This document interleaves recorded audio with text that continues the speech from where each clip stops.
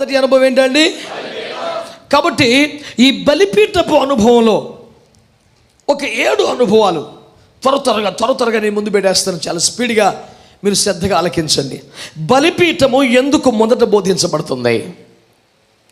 గుడారం ప్రధానంగా 3 భాగాలు. 1 ఆవరణము, 2 పరిశుద్ధ స్థలం, 3 అతి పరిశుద్ధ స్థలం.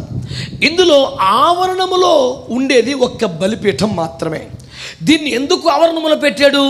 నేరుగా ఆకాశం నుండి అగ్ని రావాలి కనుక, దీనికి పైకప్పు అడ్డుగా ఉండకూడదు కనుక. ఆమేన్. అది నేరుగా ఆవరణములో ఉన్నప్పుడు మాత్రమే ఆకాశపు అగ్ని దిగే అవకాశం ఉంటుంది కనుక దాన్ని ఎందుకు అక్కడ పెట్టాడు? అక్కడ పశువులు వధించబడాలి. పశువులో నుంచి అపవిత్రమైనది మైల మురికి బయటకు వస్తుంది. అది బయట పారవేయబడవలసినవి కొన్ని ఉన్నాయి. కాల్చబడగా మిగిలిపోయే బూడిద కొంత ఉన్నది. వీటన్నిటికీ కూడా పరిశుద్ధ స్థలం ముందు ప్రవేశము లేదు. అందుచేతనే ఆవరణములోనే బలిపీఠాన్ని దేవుడు ఏర్పాటు చేశాడు. అందుచేతనే మనకు మొదట కనిపించుతున్నది ఆవరణం అవుతుంది. ఇప్పుడు నా మాట వినండి. ఆవరణములు పరిశుద్ధ స్థలములో దీపం వెలుగుతూ ఉంది. 12 రొట్టెలు 6 రొట్టెలు ఒక దొంతుగా 6 ఒక దొంతరగా పెట్టబడ్డాయి. ధూపం అలా ఎగయిచున్నది. ఇదంతా రోడ్డు మీద పోయేవాడికి తెలుస్తుందా? ఎవరికి తెలుస్తాయి? యాజకుడికే. అతి పరిశుద్ధ స్థలములో మందసములో 3 ఉన్నాయా లేవా? ఏవి? మన్నగల బంగారు పాత్ర, చిహ్నించిన అహరోను చేతికల నిబంధన పలకలు. ఇవి ఎవరికి తెలుస్తాయి? ఒక్క ప్రధాన యాజకుడికే. యాజకుడు కూడా ఎంట్రీ లేదు. మరి దీపం వెలుగుతోందా? ధూపం వేయబడుతోందా? రొట్టెలు 12 సరిగ్గా ఉన్నాయా? ఇవి ఎవరికి తెలుస్తాయి? యాజకుడికి తెలుస్తాయి. కానీ బలిపీఠం మీద అగ్ని మండుతుందా లేదా ఎవరికి తెలుస్తుంది? ప్రతి పనికి మనకు కూడా తెలుస్తుంది.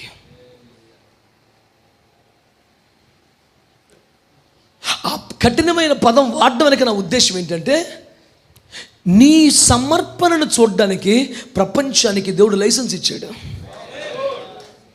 It must be exposed. Every sinner can question you regarding your dedication. Do you get my point?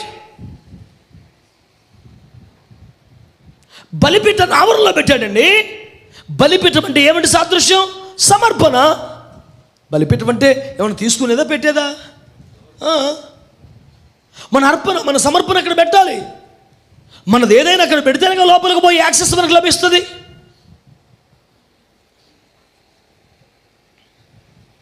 దాన్ని తీసుకొచ్చి ఎక్కడ పెట్టాడు? ఆవరణలో పెట్టాడు. ఆ దారి పోయేవాడు గట్ట చూస్తే రోడ్డు మీద కూడా కనపడుద్ది. ఏమిటది? సమర్పణ. ధూపవేదిక అంటే ప్రార్థన జీవితం, బల్లంటే సహవాసం, దీపం అంటే అభిషేకం. అంటే నీ అభిషేకం, నీ ప్రార్థనా జీవితం, నీ సహవాసపు అనుభవాలు నీ కాపరికే తెలుస్తాయి.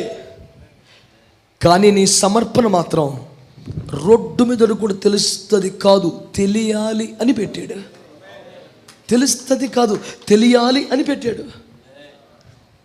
కాబట్టి సమర్పణ విషయంలో ఇది నాది, నా దేవునికి సంబంధించింది అనే మాట మాట్లాడడానికి వీలే. దేవునికి మాత్రమే తెలిసేది ఏంటి? మందసం. మందసం అంటే ఏమి సాదృశ్యం చెప్పాం? చెప్పండి. మీరు మర్చిపోతే చిన్నపిల్లలాగా మళ్ళీ అమ్మ ఆవు అరకాన్ని పలికించడం అవ్వదేక. గుర్తుపెట్టుకోవాలా? పరిశుద్ధ జీవితం మందసం అంటే ఏంటండి? అంటే నీ పరిశుద్ధ జీవితం గురించి ఒక దేవుడికే తెలుసు, ఇంకెవడికి తెలియదు.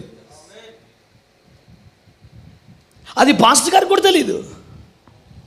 నీ అంతరంగ వ్యక్తిగత పరిశుద్ధత నేను సంఘ కాపురి నీకైతే నేనేం చెప్పగలను? కానీ నీ ప్రార్థన జీవితం నాకు కూడా తెలియాలి.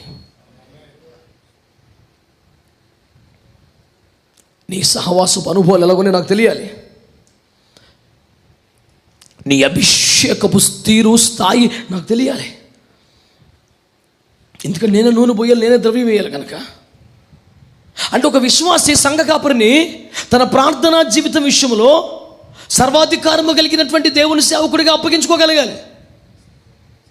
ఇది నాకు నా దేవునికి సంబంధించిన విషయం అంటే పప్పులడుకో.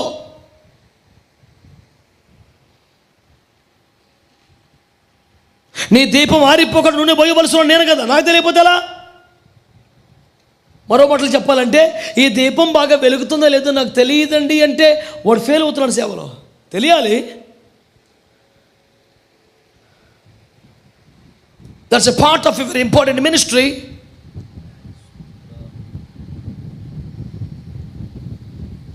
అనగా ఒకరి ప్రార్థనా జీవితం, ఒకరి సహవాస అనుభవాలు, ఒకరి పరిశుద్ధాత్మ అభిషేకపు విలువలు ఆత్మీయ నాయకుడికి, కాపరికి తెలవాలి, తెలుసుకోవాలి. పరిశుద్ధత పూర్తిగా రహస్యం వారికి, దేవునికి చెందింది. కానీ సమర్పణ సర్వ ప్రపంచానికి కనబడవలసినది. హలో, నా మాట వినబడిందా? అయ్యా అయ్యగారులు, అమ్మగారులు, వినబడిందా నా మాట? నీ ప్రార్థనా జీవితం గురించి లెక్క అడిగే హక్కు నీ ఆత్మీయ నాయకుడికి ఉంది. నీ దీపమును గురించినటువంటి సవరణలు చేసే హక్కులు కాపరికి ఉన్నాయి. రొట్టెలు సవరించే అధికారం ఒకసారి రొట్టెని పైన పెడతాడు, ఈసారి రొట్టెని కింద పెడతాడు, దీన్ని ముందుకు పెడతాడు, వెనక పెడతాడు. ఈ సర్వ హక్కులు కాపరికి ఉంటాయి, యాజకుడికి ఉంటాయి. నువ్వు అప్పగించుకోవాలి. ఆమె నా మాట మీకు అర్థమవుతుందా? సమర్పణ విషయం మాత్రం లోకస్తులు ప్రశ్నించిన జవాబు చెప్పుకోవాల్సిందే. నువ్వు పెద్ద పాస్టర్ ఏమో ఇదేంటయా అని అడిగేసే హక్కు దేవుడు అడిగి ఇచ్చేశాడు. నిన్ను బలిపీఠం మీద పెట్టాడు, అది వెళ్తూ ఉంటాడు. 7 సార్లు ఇవాళ మంతా చల్లారిపోయినట్టుంది, నిన్న మంచి మండింది అంటాడు. అనే ఛాన్స్ అడుగుంది. కడుపులో భయంతో, సిగ్గుతో బతకాలి మనం. మన బతుకు రోడ్డు మీద ఉందన్న సంగతి తెలుసా నీకు? నీ సమర్పణ విషయంలో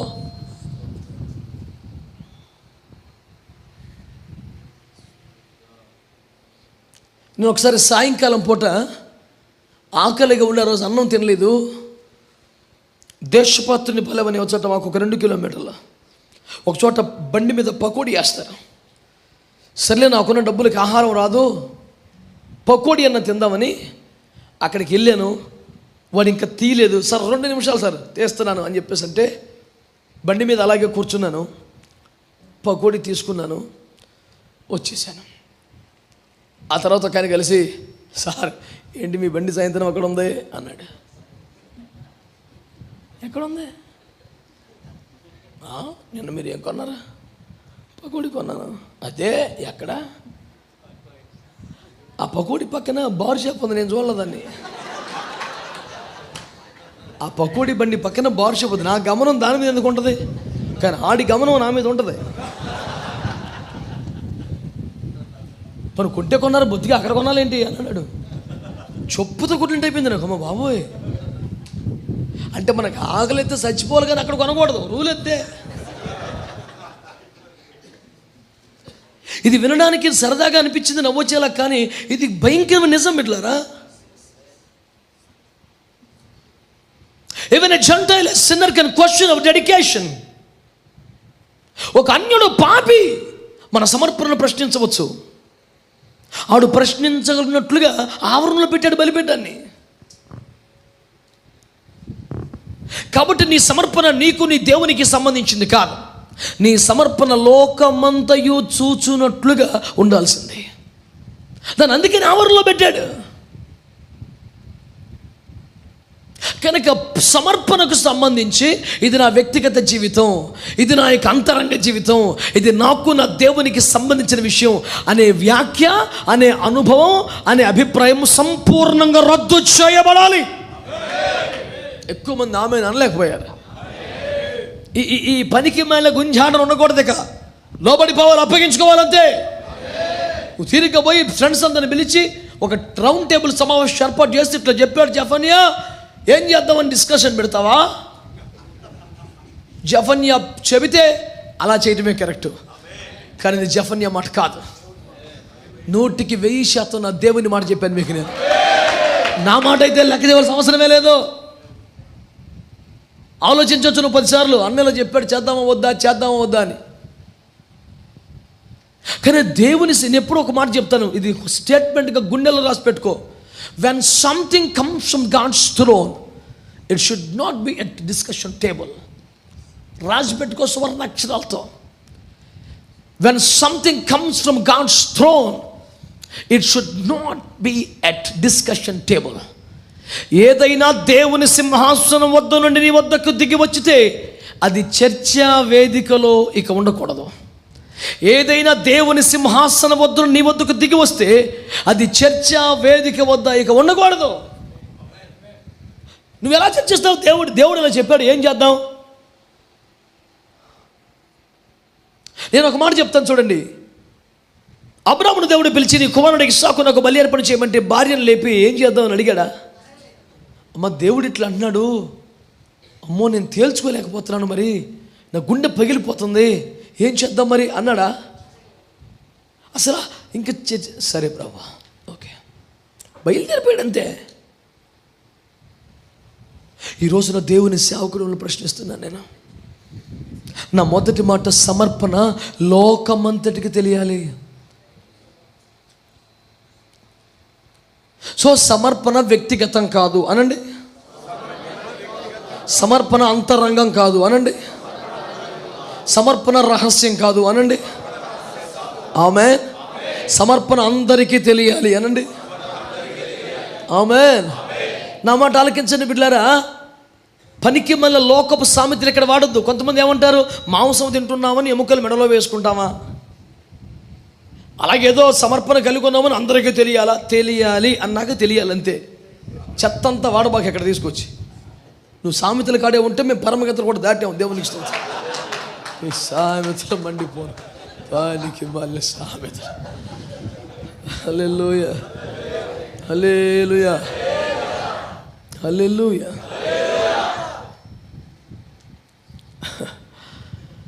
కనుక ఏదో తెలివిగా చమత్కారంగా మాట్లాడుతున్నాం అనుకుని సేవను పాడు చేయొద్దు. నా బాధ అది. It's all about your dedication. Amen. దేవునికి మహిమ కలుగునుగాక. ఆమేన్, హల్లెలూయా. కనుక ఈ 7 అనుభవాలు బలిపీఠములో మీకు చెబుతానన్నాను కదా. నెంబర్ 1, చూడండి బిడ్డలారా, బలిపీఠం మీద నువ్వేం పెట్టాలి? వెరీ సింపుల్, విరిగిన మనస్సు అనండి. ఎక్కడుందా మాట? 51వ కీర్తన 17వ వచనం. చదవక్కర్లేదు, టపటప రాసుకుంటే అంతే. విరిగిన మనస్సు, విరిగిన మనస్సు. కీర్తన 51:17. రెండవది, బలిపీఠం మీద ఏం పెట్టాలి? సజీవ యాగముగా శరీరం. రోమా 12:1. దీన్ని బట్టి నేను పాయింట్ చెప్తాను, మీరు రెఫరెన్స్ చెప్పండి. ఇవి మీరు ఎరిగిన వచనములుగానే ఉన్నవి కనుక. 3, స్తుతి యాగము. హెబ్రీ పత్రిక 13, 15, కరెక్ట్, 15 అయితే మళ్ళీ ఏమిటి? మీపై నాయకులుగా ఉండి మీ ఆత్మలకు లెక్క ఒప్పచెప్పవలసిన వారే. స్తోత్రం, హల్లెలూయా. 4వది, నీవు ప్రేమించున్నది. నీవు ప్రేమించున్నది.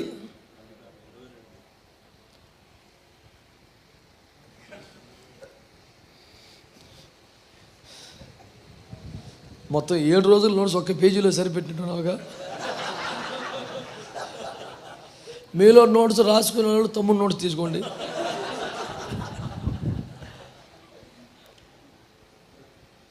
ఇప్పుడు అందరు కంప్యూటర్ కోర్సులు నేర్చుకుంటున్నారు. మా ఇంటర్మీడియట్లో అందరూ షార్ట్ హ్యాండ్లు నేర్చుకునేవాళ్ళు. తమ్ముడు నా తర్వాత తరంలో ఉన్నా సరే నా బ్యాచ్లో గెలిచినట్టున్నాడు, షార్ట్ హ్యాండ్లో రాస్తున్నాడు. ఆల్రైట్, నీవు ప్రేమించినది అన్నవా, దాని బ్రాకెట్లో అబ్రహాము సమర్పణ అని రాసుకోండి, మీకు ఈజీగా ఉంటుంది. ఆదికాండం 22:1-4. తర్వాత సుఖభోగాలు. సుఖభోగాలు.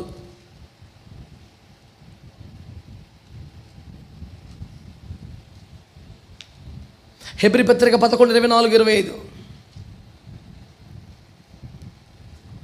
మోషే సమర్పణ అని రాసుకోండి.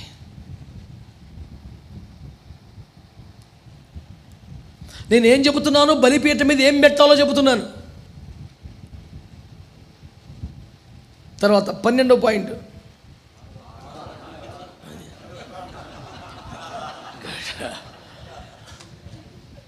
మెలకువగలిగిన సంఘముకై దేవునికి స్తోత్రం. ఆధారాలు లేదా జీవనాధారము.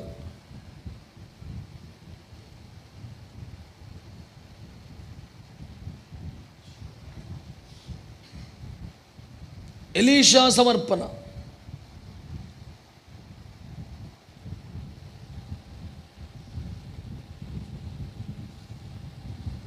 ఎక్కడుందో మీకు చెప్పక్కర్లేదనుకుంటా. ఆదికాండం 12వ అధ్యాయం. అంటే మీకు తెలుసనేగా, రాసుకోండి. నెక్స్ట్, తమ స్వంత ప్రాణాలు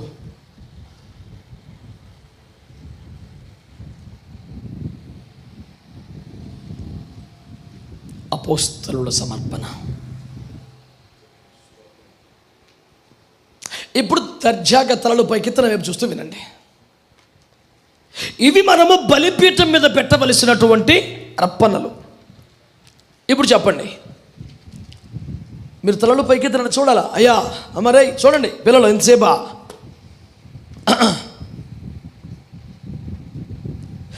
వ్యాఖ్యానం కూడా రాస్తున్నావా? నిన్న వచ్చావు నానా?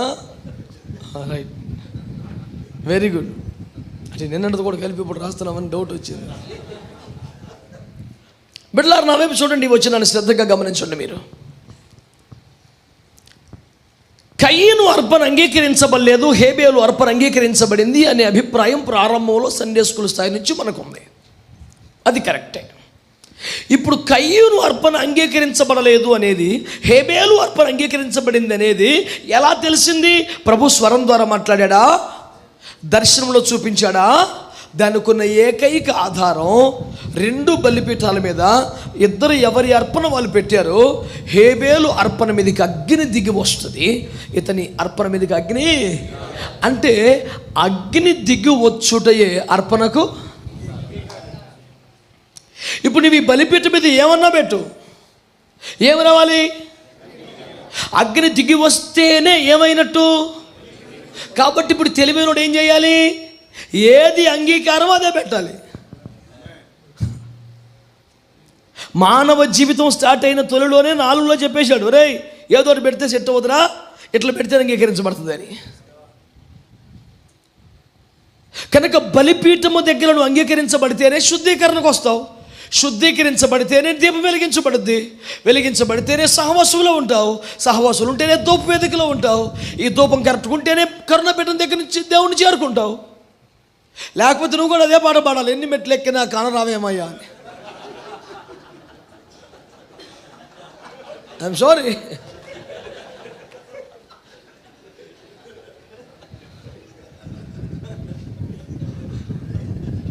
కనపడ్డు. కరుణాపీఠం మీద ఉన్న దేవుని నువ్వు చేరుకోవాలంటే ఏం చేయాలి? And this is the process. బలిపీఠం దగ్గర నీ అర్పణ అంగీకరించబడాలి, గంగాలం దగ్గర శుద్ధీకరింపబడాలి, నీ దీపం వెలిగి అంటే నువ్వు అభిషేకించబడాలి, నువ్వు సహవాసంలో బల్ల మీద చేరగలగాలి, నీ ధూపం పర్ఫెక్ట్గా ఈ మూడింటిని ఆరిపోకుండా కాపాడే అప్పుడు చేరతావు.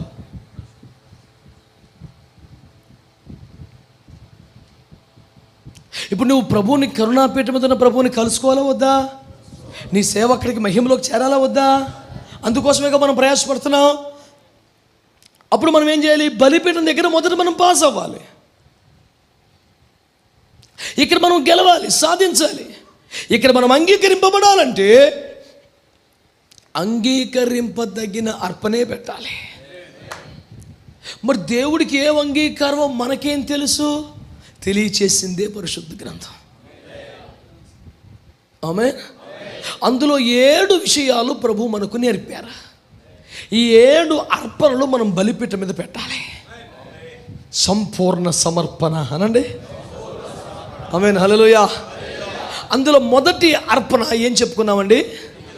విరిగిన మనసు అనండి గట్టిగా. అసలు బలిపీఠం మీదకి రావడానికి మొట్టమొదటి అర్హతే నీ మనస్సు విరిగిపోవాలి. చెప్పండి, మనస్సు విరిగిపోవాలి అనే దానికి 2 అర్థాలు. ఒకటి దీనత్వంలోనికి రావాలి, తగ్గింపులోనికి రావాలి, అతిశయం పోవాలి, మొండితనం బండ గట్టితనం పోవాలి, అది విరిగిపోయి మెత్తనిదిగా మారిపోవాలి. కఠిన స్వభావం పోవాలి, మొండి వైఖరి పోవాలి, గర్వహృదయం పోవాలి, అతిశయం పోవాలి. ఎవడు విరిగి నలిగి అన్న భావన ఎక్కడ వాడాడు? స్పష్టంగా దీనుడై అంటాడు దాని పక్కనే.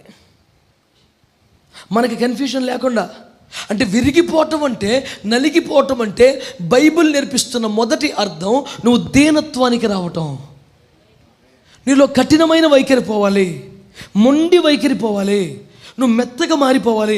రాకీ స్టేట్లో ఉన్నటువంటి హార్ట్ అది బ్రేక్ అయిపోవాలి. కఠిన శిలగా ఉన్న హృదయం ముక్కలు ముక్కలైపోవాలి.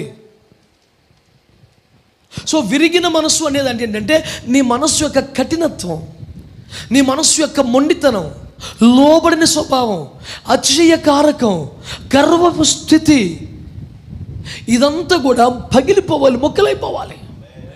నీ మనస్సు విరుగుట అనే దానికి మొదటి అర్థం నువ్వు దీనత్వమునకు రావాలి, సులభముగా లోబడగలిగే పరిస్థితికి రావాలి, సులువుగా కరిగి కన్నీరైపోయే అంతటి మెత్తటి స్థితికి వచ్చేయాలి. నువ్వు ఇంకా కఠినమైన స్థితిలో ఉండటానికి వీళ్ళే.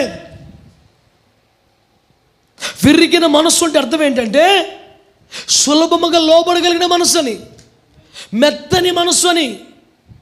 అంటే ఏదైనా విషయాన్ని ఖండితముగా గద్దించి చెప్పాల్సిన అవసరం లేని స్థితి అని. ఒక చిన్న మాటకే హృదయం ద్రవించిపోతుంది. ఆ సున్నితమైన మనసు అయిపోతే ఎట్లుంటుంది? ఏంటో పద్ధతి అంటే చాలు, ఇంక తిట్టకర్లా, నేను ఎందుకు ఇలా ఉన్నాను, ఎందుకు ఇలా నేను బాధ పెట్టాను అని దానికే పశ్చాత్తాపం వచ్చేస్తుంది. నువ్వు ఇలా చేస్తావు అనుకోలేదు అంటే చాలు, ఇంకా చెప్పుతో కొట్టేసినంత కన్నా ఎక్కువే బాధ వచ్చేస్తుంది. ఎందుకు ఇలా ప్రవర్తించాను. లేదనుకోండి దున్నపోత మీద వర్షం కురిసినట్టే, ఎన్ని గద్దించు, ఎన్ని కొప్పడు, ఎన్ని తిట్టు, మారని వైఖరి. అంటే అతను బలిపీఠానికి పనికొచ్చి అర్పణగలే. అతని హృదయం రాతి వలె ఉంది, కఠినమైన పరిస్థితుల్లో ఉన్నాడు. ఈ వాక్యం వినుచున్న బిడ్డలారా దయచేసి ఆలకించండి. దేవుడు ఏదైనా నీతో మాట్లాడితే, దేవుడు ఏదైనా బయలుపరిస్తే నీ హృదయం అంతగా విరిగిపోయినట్లుగా దీనంగా ఉండి దానికి అప్పగించుకోగలదా? నీ చేత ఒక విషయాన్ని కన్విన్స్ చేయించాలంటే గంట సేపు నేను గద్దించాలి, గంట సేపు నీకు వివరణ ఇవ్వాలా, అప్పుడు కానీ సరే అనే మాట నీకు రాదు. ఒక విషయాన్ని ఎన్నిసార్లు హెచ్చరించాలి నిన్ను? నీ హృదయం ఒక రాతి వలె ఉంది కనుక అలా జరుగుతుంది.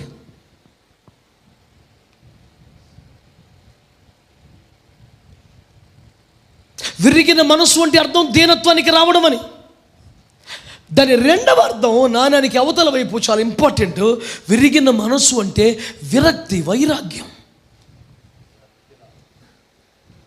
విరక్తి, వైరాగ్యం ఇవన్నీ సేవలో మనకి ప్రారంభ అర్హతలండి. ఒకవేళ ఇప్పటికే నువ్వు సేవకు వచ్చేసావేమో, వాడబడుతున్నావేమో కూడా, ఓకే. మారు మనస్సు పొందని వారు, బాప్తిస్వం పొందని వారు కూడా పరిశుద్ధాత్ముడు దిగి వచ్చాడు కొర్నేలు ఇంట్లో. కాబట్టి వాళ్ళు బాప్తిస్వం పొందక్కర్లేదా? ఇంకా ఎప్పుడో రావాల్సిన కృప నీకు ముందు వచ్చింది. దాని అర్థం ఇక నువ్వు ఆ కృపను పొందక్కర్లేదనా? కాదు కదా. మీరు మారు మనసు పొంది బాప్తిస్వం పొంది ఆ ఆత్మను పొందారు, మేము ముందే ఆత్మను పొందాం కాబట్టి మాకు రెండు అక్కర్లేదంటే కుదురుద్దా? ఎందుకో దేవుని కృప సర్వభౌమాధికారాన్ని ఎవరు ప్రశ్నించగలరు? నీకు ఇవ్వాలనిపించింది ఇచ్చాడు. నువ్వు మరింత కృతజ్ఞత వల్ల ఏ అర్హతలను నాకే ఇచ్చేసేవయ్యా అని ఇంకెక్కువ అప్పగించుకోవాలి. ఎవరికి ఎక్కువగా ఇవ్వబడినో వారి వద్ద ఎక్కువగా కోరబడిన వాక్యం లేదా? మరి నీ ఒడిలో ఏ కొలత కొలుస్తామో మళ్ళీ ఎక్స్పెక్ట్ చేస్తామో లేదా? నీకు ₹1,00,000 ఇచ్చి నీకు ₹10 ఇచ్చి ఇద్దరి దగ్గర ఒకటే ఎందుకు ఎక్స్పెక్ట్ చేస్తామండి?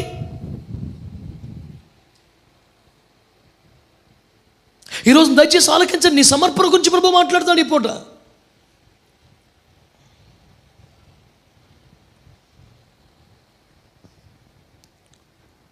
మనస్సు విరిగిపోవాలి. ఒక డబ్బును చూసినా, ఒక తిండిని చూసినా, నీకు సంబంధం లేని వ్యక్తిని చూసినా, నీది కాని సింహాసనాన్ని చూసినా,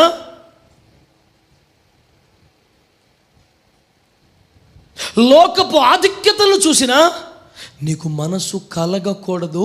ఇప్పటికే వాటిపై మనసు విరిగిపోయి ఉండాలి. నువ్వు గ్రామానికి సేవకుడికి వెళ్ళావు. వెళ్ళిన రోజునే భార్య భర్తలు కొట్లాడుకుంటున్నారు. చూస్తూ ఉండలేక, అయ్యా ఫోన్లు అయ్యా, పాపం కొట్టకయ్యా, చచ్చిపోద్దయ్యా, మళ్ళీ నీకే రిస్క్ అయ్యా అని ఏదో పెద్ద మనిషిగా చూస్తూ ఉండలేక ఒక మాట అన్నా. నీ మాటలో ఏదో ప్రభావం అతను ఒప్పింపు చేసి కొట్టడం మానేశాడే. తన భార్యకి నీ మీద గౌరవం కలిగింది. ఇతను ఎవడో గొప్ప వ్యక్తి. ఈ మూర్ఖుడు ఎవడు చెప్తే వినలేదు, ఈయన ఒక్క మాట అంటే ఆగాడు అని. అతనిలో కూడా అదే పని చేస్తుంది. మెల్లిగా గ్రామంలోకి వెళ్ళిపోయిన సమాచారం, ఎవరో కొత్త ఆయన వచ్చారు, పాస్టర్ గారంట. ఆయన ఒక్క మాట చెప్తే ఆ పనికి మనోడు మారిపోయాడు. ఈ తగాదాలు, ఈ కష్టాలు మీ దగ్గర రావటం మొదలుపెట్టారు. మెల్లిగా చిన్న సంఘం కట్టబడింది. ఈ వార్త ఎమ్మెల్యే గారి దృష్టికి వెళ్ళింది. నిన్ను ఎంపీటీసీగా చేయమని అడిగారు, నువ్వేం చేయాలి?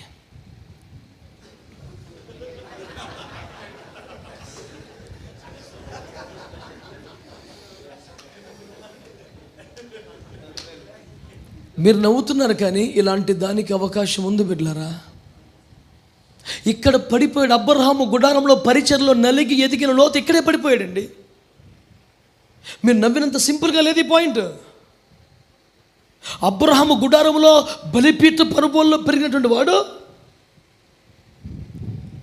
సొదొమ లాంటి పాపిష్టి స్థలములు ఎలా బ్రతకగలిగాడు? పోనీ సొదొమలో సంతోషించగలిగాడు లోతు? ఆ పాపానికి అలవాటు పడ్డా? నీతిగల తన మనసు నొప్పించుకుంటూ కదా బతికాడు. మరి నీకు అంత బాధ ఏంట్రా? వచ్చేచ్చుగా బయటికి. చెరపట్టబడ్డా కూడా రాలేదుగా. భార్య బిడ్డలు కోల్పోయే పరిస్థితి వచ్చినా రాలేదుగా. ఎందుకు రాలేదు? అక్కడ తీర్పులు తెచ్చుటకు ప్రజలందరూ అతనికి అప్పగించుకున్నారు.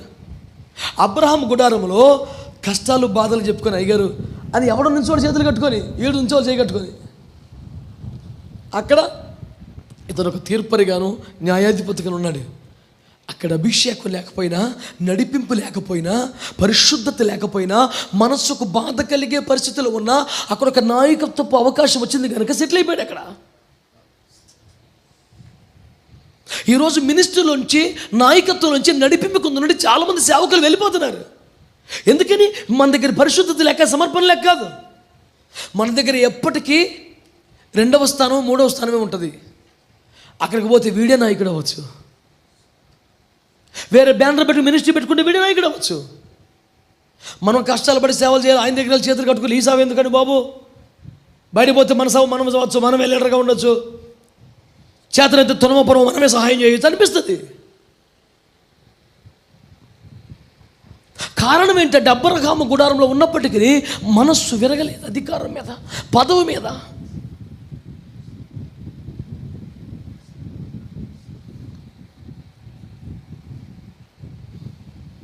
పరదైసునందే ఒక వెలుగు దూత మెరుపల్లె పడిపోయేనే. ఎంత అద్భుతం! పరదైసునందు తొలి మానవాళి రాలిన పుష్పంబులైరి. పాట రాయటం అంటే అది మహానుభావుడు ఎంత అద్భుతంగా రాశాడు. ఈ ఏది అనుకో ఆ పరలోకానికి పరదైస్ అనే పర్యాయ పదాలు ఉన్నాయని 70% మంది పాటలకి తెలియదు. అటు రాశాడు పాట. అంటే ఒక ఆశ. నీ మనస్సు విరగకపోవటం వలన ఉరి వచ్చినట్టుగా నీ మీదకి శాపం రావచ్చు.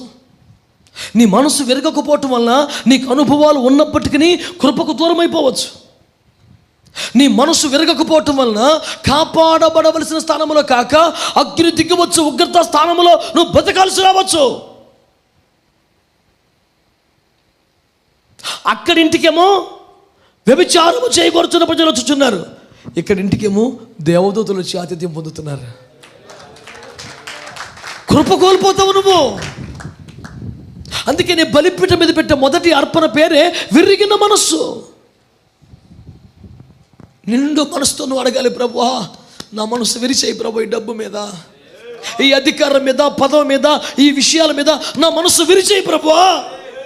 నిజమైన మనసుతో నువ్వు అడగాలి. అలా విరిగిపోయిన మనసును బలిపీఠం మీద పెడితే అది అంగీకారం అవుతాయి. ఏదో ఒకటి పెట్టి దేవుని అనుగ్రహాన్ని ఎలా పొందుతామండి మనం? ఏదో ఒకటి పెట్టి ఎలా అనుగ్రహం పొందుతామండి? బలిపీఠం మీద 7 విషయాలు పెట్టాలి మనం. ఒకటి విరిగిన మనస్సు.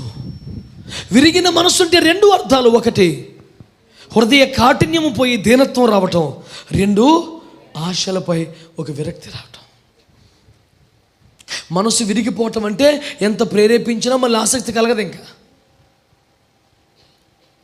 ఇద్దరు ఇరుగు పొరుగు వారికి సమాధానం కల్పించాలని ఎంతో ట్రై చేస్తే వాళ్ళన్న మాట, అన్నయ్య నువ్వేమన్నా చెప్పనయ్య, నా మనసు ఇరిగిపోయింది, నేను నాడితో మాట్లాడను. మనసు ఇరిగిపోతే ఇంకెంత ప్రయత్నించినా కష్టం.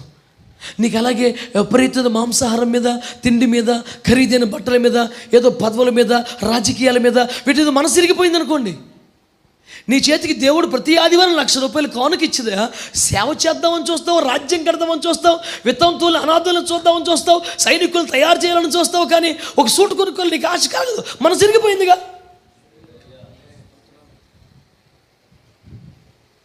లేకపోతే దాన్ని దరిద్రం అంటారు. వైరాగ్యం ఎందుకంటారు? ఉన్నా లేనట్టుగా బతికితేనే వైరాగ్యం. దిక్కులేని వాడనో ప్రభోని చరణో చొచ్చితే ఆడు వనికిరాడు.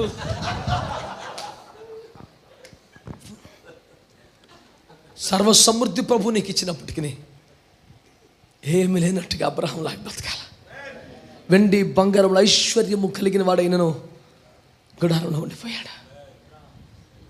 క్వాలిటీ సార్, బతుకులో క్వాలిటీ కావాలా? ఒంటి మీద వేసుకున్న గుడ్డ కాదు క్వాలిటీ, ఇక్కడ ఉండాలి క్వాలిటీ. అది క్రైస్తవ జీవితం అంటే. నీ సమర్పణ రోడ్డు మీద ఉందన్న సంగతి మర్చిపోకో. దారి అయిపోయేవాడు ఆవరణంలో జరుగుతుందని చూస్తూ వెళ్ళగలరండి. నీకు సంగతి తెలుసా? ఒక తాగుబోతుడైనా వాడి ఇంటి పక్కన దయ్యం పట్టింది అనుకోడు, ఏమంటాడు తెలుసా? ఇక్కడ పాస్టర్ పార్కింగ్ చేస్తారా, అటు సువార్థికుడు ఆడు కూడా ఉపయోగపడతాడు సేవకి. మరి నీ సమర్పణ గంటకో రకం, పూటకో రకం అనుకో, ధైర్యంగా మాట్లాడి నోరు ఆడికే ఉంటుంది. మళ్ళీ మా తెలిసిలేండి ఆడు దర్జాగా ఆడు అంటాడు నిన్ను. నీకు అర్థమైందా? అందుకనే 10 మంది చూచున్నట్లుగా, మాట్లాడగలిగినట్లుగా ఆవరణంలో పెట్టాడు, బలిపెట్టాడు దేవుడు.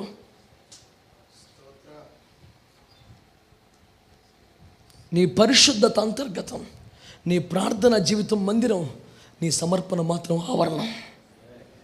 దయచేసి మర్చిపోకండి మాట. నీ సమర్పణ ఆవరణం. ఒకటి విరిగిన మనస్సు. ఆమేన్. మనస్సును బలిపీఠం పెట్టాలి. మనస్సును బలిపీఠం పెట్టాలి. 1,00,000 రూపాయలు, 1,00,00,000 రూపాయలు డబ్బులు ఇచ్చేయటం కాదండి, మనసు పెట్టాలి బలిపీఠం మీద. 2వది సజీవ యాగంగా శరీరం. మనస్సులు ఉంటే సరిపోదా అండి? శరీరం మీద కనిపించాలా అండి? నేను అడుగుతున్నాను, నీ శరీరంలో ఏదైనా ఒక అవయవం సమర్పణ కలిగిన అవయవం ఉందా నీకు? ఏదైనా ఒక అవయవం సమర్పణ ఉందని అడుగుతున్నాను నేను. కానీ బైబిల్ అడుగుతుంది సజీవ యాగముగా మీ శరీరం అంతా. అంటే నీ శరీరములో సమర్పణ లేనిది ఏది కూడా, అమ్మో కొన్ని మాట్లాడగనా పైన, నీ నాలుకకు సమర్పణ ఉందా అసలు? పైన అడగనా, నీ కన్నులకు సమర్పణ ఉందా? నాకు తెలిసి నీ కాళ్ళకు సమర్పణ ఉంది, సినిమా హాల్కి వెళ్ళవై. కానీ నీ నోటికి సమర్పణ లేదు కనుక సినిమా డైలాగులు వాడతావు. నీ కాళ్ళకు సమర్పణ ఉంది, అపవిత్ర స్థలానికి వెళ్ళవు. నీ కన్నులకు లేదు కనుక సెల్ ఫోన్లో చూస్తావు. ఇవన్నీ ఒప్పుకోవలసిన సత్యాలు పెట్టారా? నేను ఊహల్లో మేఘాల్లో తిరగటానికి నాకు ఇష్టం లేదు. ప్రాక్టికల్గా మాట్లాడుకుందాం. సజీవ యాగంగా నీ శరీరం. యాగము అంటే యజ్ఞము, యజ్ఞం అంటే వధింపబడి కాల్చబడుట, అంతే కదా? మరి నీ శరీరంలో కత్తి నరికిందా ఎప్పుడైనా? నరకబడిన కళేబరములను అగ్ని కాల్చిందా? మనం ఎప్పుడు సజీవ యాగం అవుతావు? చాలా అమాయకంగా చందా పడుకుంటారు, సజీవ యాగముగా. ఏయ్,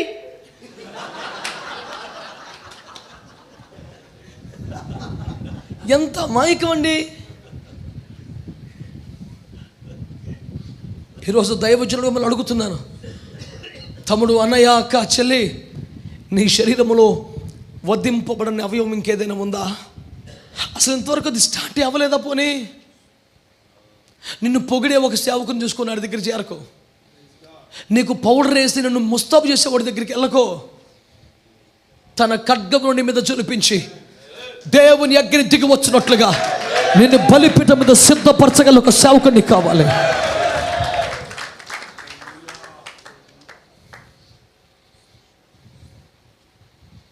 అబ్రహ్మా, నువ్వు నాతో నిబంధన చేస్తావా? Yes my lord, I will. అట్లయితే నువ్వు వెళ్ళిపోయి స్మృతి చేసుకో. నీవే కదా అబ్రహాం, నీ ఎంత దాసుడు కూడా సున్నతి పొందాలి అని ఒప్పుకోను. అమ్మ బాబోయ్, వెండి చేత కొనబడిన వాడు కూడా సున్నతి పొందాలంతే. అమ్మ బాబోయ్, ఒక్కసారిగా అబ్రహాము కుమారుడు సహా ఒక్క దినం ముందే సున్నతి పొందారు. ఒక పదునైన ఖడ్గం, ఒక కాల్చబడిన కత్తి వారి దేహం మీదకి వచ్చేస్తుంది. వారు రక్తము చిందించాల్సి వచ్చింది. వారి అవయవాలు కోయబడాల్సి వచ్చింది. ఒక పదునైన ఖడ్గం వారి దేహం మీద పనిచేసింది. అప్పుడు అన్నాడు, ఓకే, ఇది నీకు నాకు నిబంధన. కొత్త నిబంధనలో మరి ఏమి కోయబడాలి?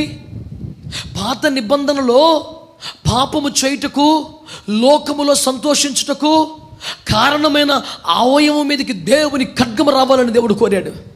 కానీ కొత్త నిబంధనలో ఆ ఆశ ఎక్కడ పుట్టుచున్నదో ఆ హృదయాన్ని కట్ చేయమని చెప్పాడు దేవుడు.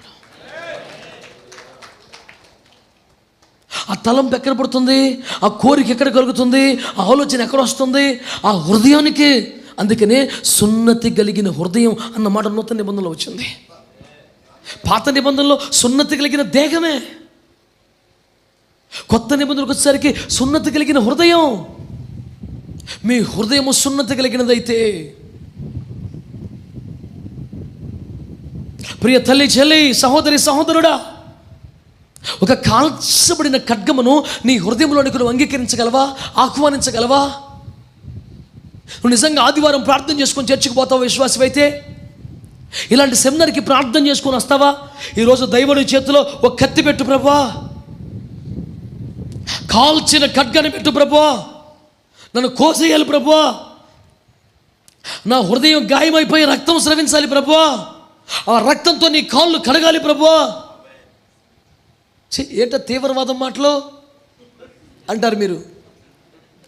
మరి బైబిల్లో ఇలాంటి మాటలే ఉన్నాయి, మరి దానికి తీవ్రవాదం అంటావో? నేను మాత్రం యేసువాదం అంటాను.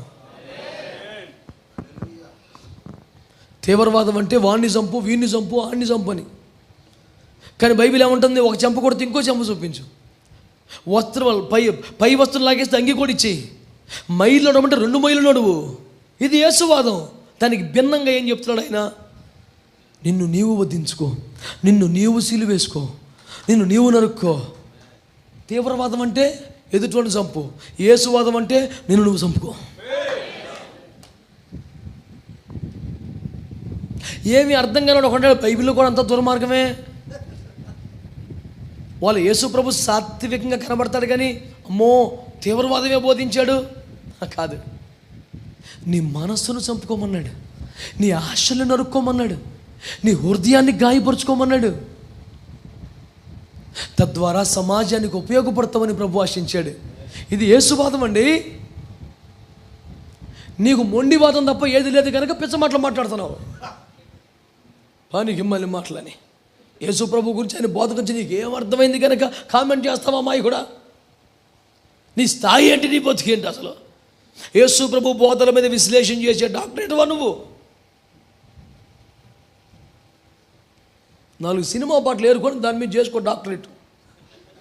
నీ రేంజ్గా సరిపోద్ది. యేసయ్య బోధల మీద డాక్టరేట్ చేసే రేంజ్ అని ఇది. ఆయన డైలాగ్ ఒక్కటి అర్థమైందా? దృశ్యమైనవి అనిత్యములు, అదృశ్యమైన నిత్యములు. చెయ్యి డాక్టరేట్ దాని మీద. The greatest philosophy in the world. దమ్ముంటే చూడు, ట్రై చేయి. ఇంకో దమ్ము ఉన్నవాడికి ఇస్తున్నా ఛాలెంజ్. చెయ్యి డాక్టరేట్ చెయ్యి. నీలో ఉన్న వెలుగు చీకటి అయితే ఆ చీకటి ఎంతో గొప్పది. దమ్ముంటే చెయ్యి డాక్టరేట్. బైబిల్లో ఉన్నమాట కాదని చెప్పింది. నీలో ఉన్న వెలుగు చీకటి అయితే ఆ చీకటి ఎంతో గొప్పది. వామ్మో, ఏందండి ఇది? 15 రాత్రులు 15 పగలు కూర్చో పిచ్చెక్కిపోద్ది. నీకు అర్థమై సాగు. నీలో ఉన్న వెలుగు చీకటి ఎందుకు అవుద్ది? చీకటి గొప్పది ఎందుకు అవుద్ది? ఇంత పని చేయదు. దానికి ఏదన్నా రావాలి మీరు. దేవునికి స్తోత్రం కలుగునుగా. హల్లెలూయా. దయచేసి బైబిల్ స్థాయి నీకు తెలియదు కాబట్టి పిచ్చి మాటలు మాట్లాడబాక. నా బాధ అది. నా గురించి కామెంట్ చేసి అరవహక్కులు ఇచ్చాను నీకు. చుట్టూ తీసుకొచ్చి నీ చేతికి ఇస్తా, ఆడుకోకసేపు. కానీ బైబిల్కి నీకు ఎక్కడ పోలిక? నీకు రేంజ్ అండి, నీ బతికేంటి? ఏసై ఒక్క మాట ప్రపంచాన్ని నిర్మించిందే. నీకేం తెలుసు ప్రపంచం కొంచెం? మొత్తం ప్రపంచం, విశ్వంలో ప్రపంచం ఎంత మొక్క. ఆ ప్రపంచంలో భారతదేశం ఎంత, భారతదేశంలో ఆంధ్రదేశం ఎంత, అందులో గుంటూరు ఎంత, నీ ఊరు ఇంకా ఎంత, నీ ఇల్లు ఇంకా ఎంత, అందులో నువ్వు ఇంకా నలక. ఏంది మాట్లాడతావు? నువ్వెక్కడ, ఆయన ఎక్కడండి? ఏం మాట్లాడతావు? ఆయన సైజు తెలుసా నీకు? ఆకాశవాణి కుర్చీ మీద కూర్చుంటే కాళ్ళు నేల కాంతున్నాయంట. ఆయన నిలబడితే హైట్ నువ్వు కొలవలేవు. కూర్చున్న కాళ్ళు కొలుసుకో.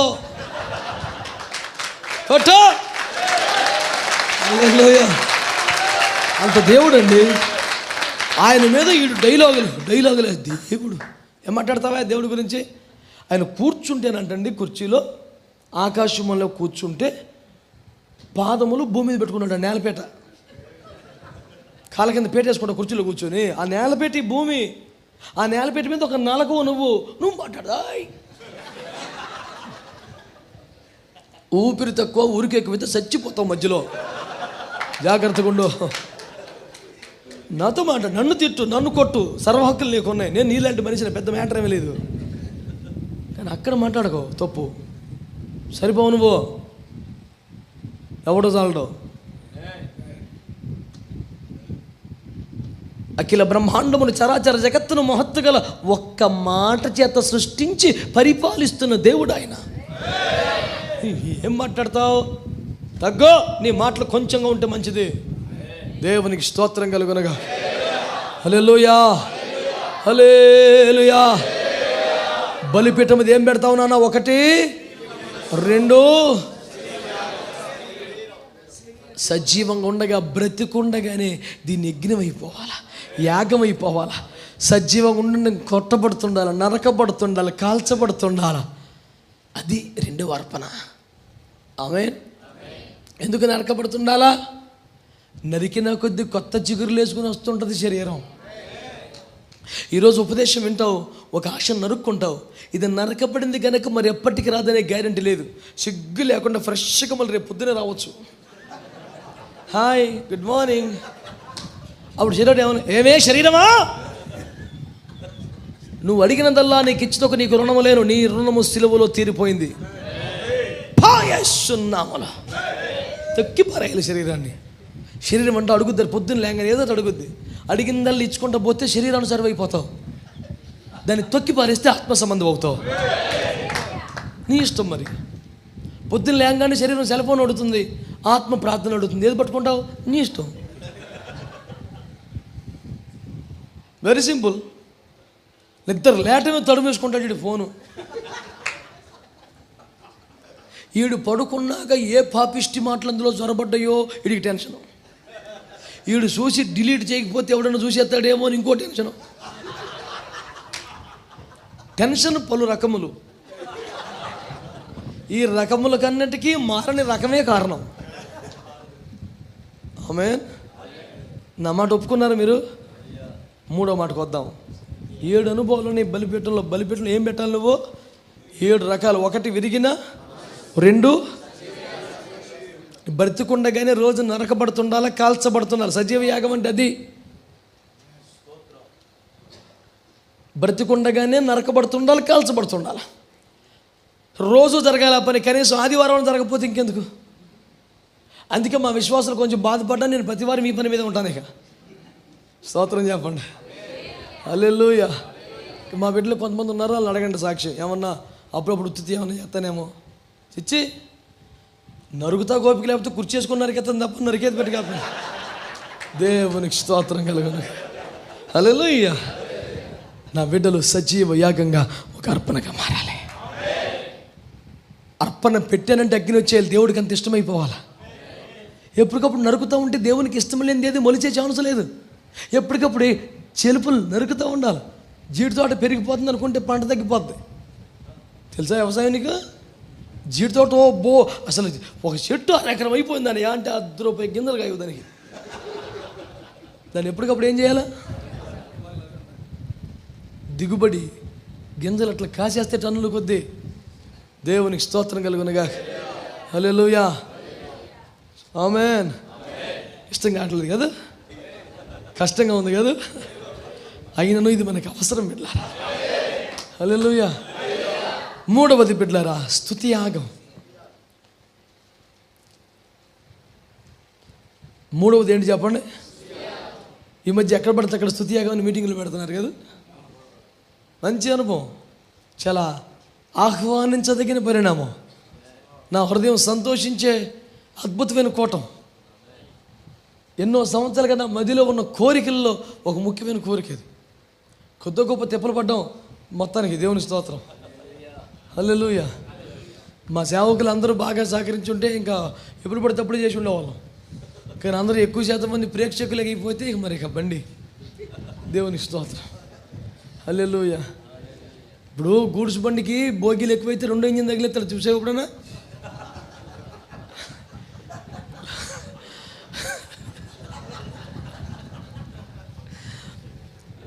మరి మాదేమో 1 ఇంజిన్ అయిపోయింది, బొగ్గి ఇంజిన్ అయిపోయింది. అందరూ జెండాలు పట్టుకొని ఓపడాక తప్ప ఇంజిన్ తగిలి చూడు ఎవడు లేడు.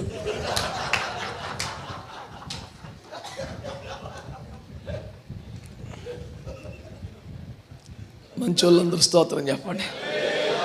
హల్లెలూయా. స్తుతి యాగం అనే మాటకి అద్భుతమైన నిర్వచనం ఇచ్చాడండి హెబ్రీ పత్రిక 13:15. చదవండి ఆ మాట.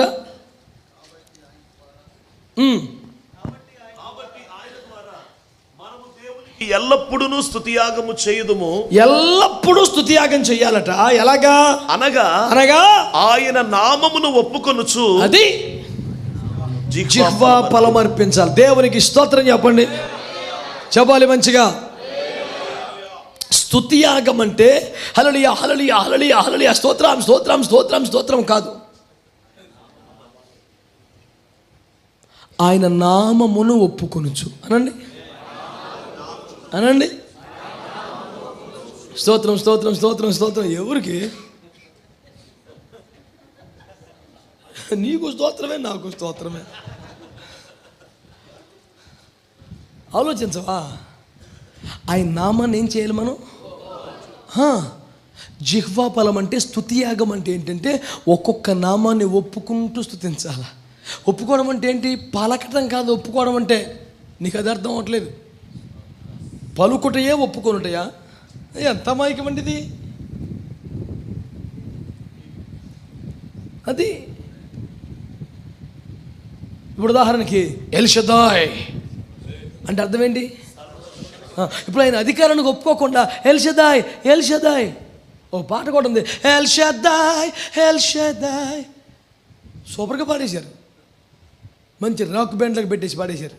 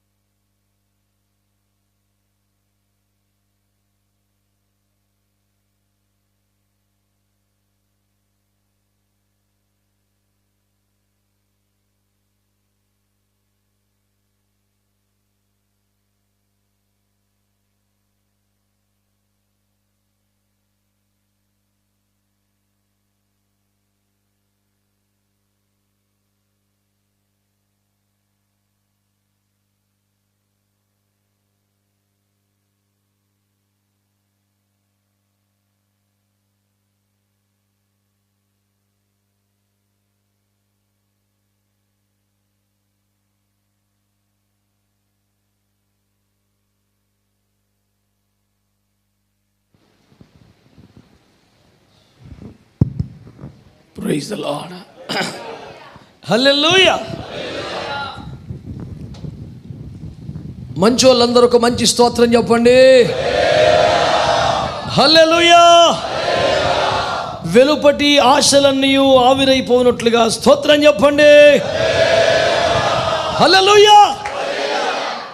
జిహ్వాపరముగా ఆయన నామమును ఒప్పుకోవాలి. ఒప్పుకోవడం అంటే ఏం చెప్తున్నాను? ఎల్షద్దాయ్ అంటే అధికారానికి ఒప్పుకోవాలి. ఎలోహిం ఆ సర్వంతర్యామి యొక్క ప్రెజెన్స్ని గుర్తించి భయము కలిగి ఉండాలి. రాఫా స్వస్థతను ఒప్పుకోవాలి. ఇట్లా ఒక్కొక్క నామమును ఒప్పుకుంటూ స్తుతించాలి. అప్పుడు అదేమవుతుంది? జిహ్వా ఫలం అవుతుంది. ఆ జిహ్వా ఫలాన్ని అక్కడ పెడితే దాన్ని స్తుతి యాగం అంటాడు.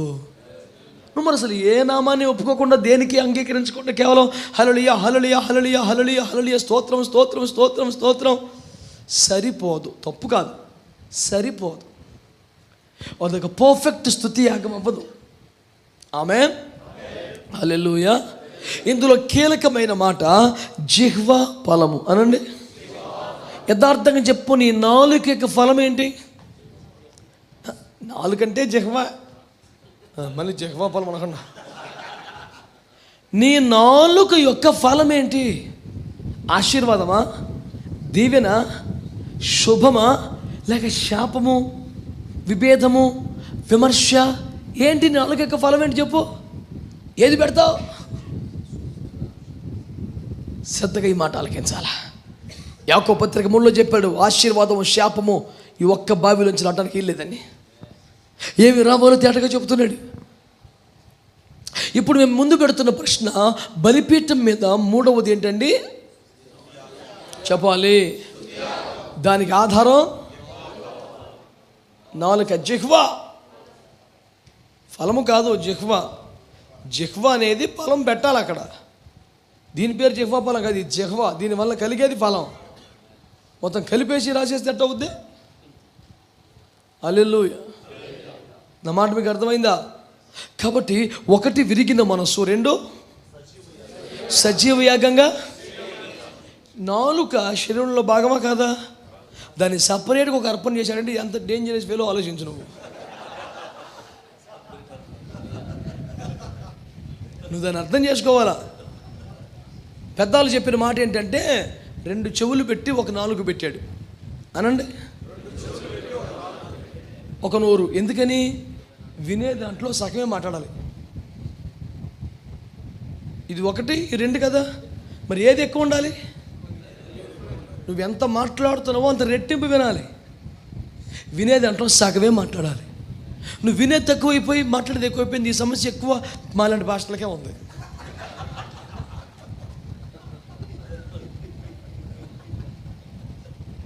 అందుకని నిద్ర తగ్గించుకోవడం ఇంకో పరిష్కారం లేదు. ప్రభు కాళ్ళ మీద పడి ఉండాలి. ప్రభు మాట్లాడాలి. ఆయన మాట విని బుద్ధిగా చదువుకొని బుద్ధిగా విని బయటికి రావాలి. ఎప్పటికప్పుడు ఆయిల్ కొట్టించుకోకపోతే తొక్కేత్తన బండి అలాగే తీసుకెళ్ళి ఏమో రోడ్డు పైన ఆడిపోద్ది.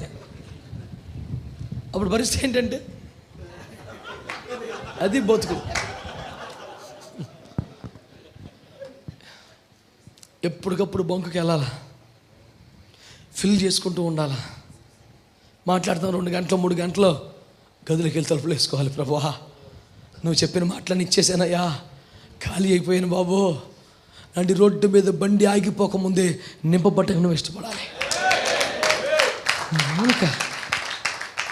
తీసుకో, డబ్బులు తీసుకో. అంటే వారానికి 2 ప్రసంగాలు చేస్తావా? కనీసం 4 వినాలన్నమాట. నువ్వు 3 గంటలు మాట్లాడతావా? 6 గంటలు వినాలన్నమాట దేవుని సన్నిధిలో. నువ్వు నీకు ఆ ఓపిక ఉండాలి నాన్న.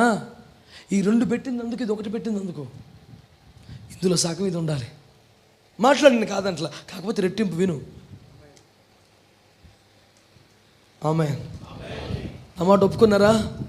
ఒకటి విరిగిన మనస్సు, 2వది సజీవ యాగంగా శరీరం, 3వది జిహ్వా ఫలం స్తుతి యాగం, 4వ దేవుని బిడ్డలారా, నీవు ప్రేమించిన వాటిని బలిపీఠం పెట్టాలి. అబ్రహాము సమర్పణ. అందరూ చెప్పండి. అబ్రహాము సమర్పణ ఏంటి?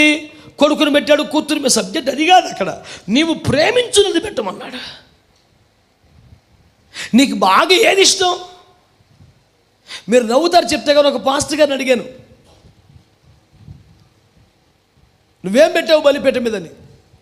ఆయన అన్నారు, అన్నయ్య చికెన్ పెట్టాను అన్నయ్య, 13 సంవత్సరాలు అయిందన్నయ్య, ఇప్పుడు పొరపాటును ముట్టుకోలేదు అన్నాడు. మీ భీమవరం దగ్గర ఆకివీడులో పాస్టర్ గారు. అదేమిటంటే అతను ఏపీ ట్రాన్స్కోలో లైన్ ఇన్స్పెక్టర్గా జాబ్ చేశారట. 17 సంవత్సరాలు ఉద్యోగం చేశారట. 17 సంవత్సరాల్లో ఉదయం ఏం తిన్నా, మధ్యాహ్నం ఏం తిన్నా, రాత్రి చికెన్ లేకుండా ఒక్క రోజు కూడా తినలేదంట ఆయన. 17 సంవత్సరాలు నాన్ స్టాప్గా తిన్నాడు చికెన్. చికెన్ అంటే అంత ఇష్టం అంట ఆయనకి.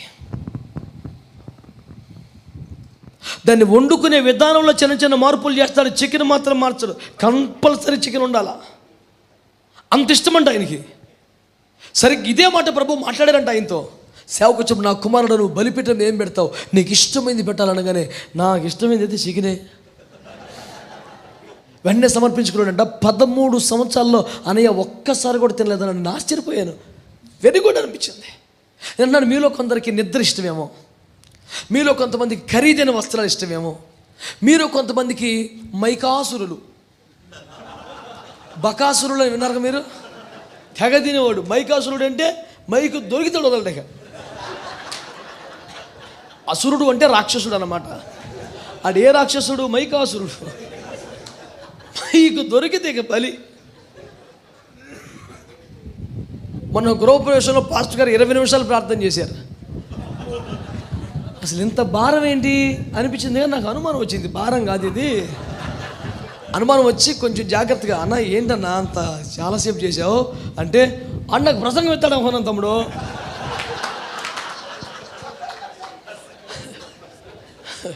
ప్రసంగం ఇస్తాను అనుకున్నాడు, ఆడు ప్రార్థన ఇచ్చాడు. ఈ రాసుకొచ్చిన ప్రసంగం వల్ల చెప్పేశాడు. ఆడు మైకాసురుడు.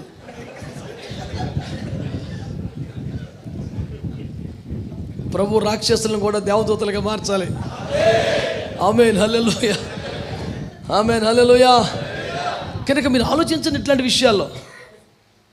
నువ్వు ప్రేమించేది అంటే కొంతమందికి మైక్ అంటే ఇష్టం, కొంతమందికి పదవి అంటే ఇష్టం, కొంతమందికి ఏదో ప్రాముఖ్యత కావాలి. అడిగి 10 మంది నన్ను కొంచెం గణపరచాలి, గుర్తించాలి. అడిగి ఏదో పుట్టిగా సరే స్టేజ్ మీదకి పిలిచి ఏదో చిన్న చిన్న పనులు చెప్పాలి, ఏదో ఒకటి చేయాలండి. 10 మందిలో వాడు గబగబ తిరగాలి, అందరి మధ్యలో అడవుడు 10 సార్లు కనపడాలా. ఆడికి అన్నం పెట్టపోయిన పర్లా, సందా ఇవ్వని పర్లా, ఆడు స్టేజ్ మీదకి వచ్చిపోయేలాగా 10 సార్లు చూస్తే చాలు, నీకు ఎదురాడే సందా ఇస్తాడు. ఇంకా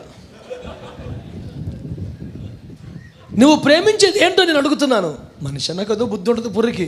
దాన్ని ఇప్పుడు బలిపీఠం మీద పెడితేనే నీ సమర్పణ ఉన్నట్లెక్క. నువ్వు ప్రేమించేది ఏంటి? అనుబంధాల, ఆప్యాయతల, రాగద్వేషాల, ఏంటి? రక్త సంబంధాల, పదవుల, అధికారాల, తిండి, నిద్ర, ఖరీదైన బట్టల, స్టేజియా? నీకు దేని మీద ఎక్కువ ప్రేమ ఉందో దాన్ని పెట్టు బలిపీఠం మీద. నువ్వు ప్రేమించేది పెట్టకుండా 1,00,000 రూపాయలు పెట్టినది వాల్యూ కాదండి. నేను 1,00,000 రూపాయలు ఇచ్చాను సార్, లెక్కలోకి రాదు. నువ్వు ప్రేమించేది నీ మనసులోనే ఉందిగా.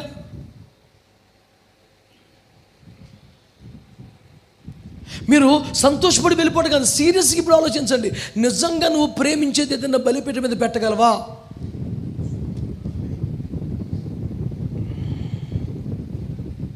నిజంగా నువ్వు ప్రేమించేదాన్ని బలిపీఠం పెట్టగలవా? అసలు నువ్వేది ప్రేమిస్తున్నావో దాని మీద నీ క్లారిటీ ఉందా? అసలు ఇది కరెక్ట్ కాదు కదా, జయించాలి కానీ జయించలేకపోతున్నాననే ఆ రియలైజేషన్ ఉందా కనీసం నీకు? వదిలిపెట్టయితే